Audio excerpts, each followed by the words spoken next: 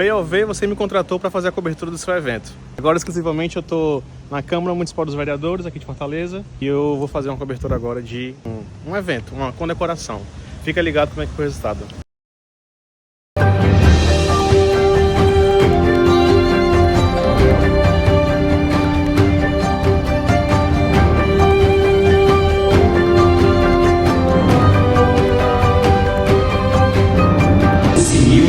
Maria Costa por esclarecer a sua homenagem.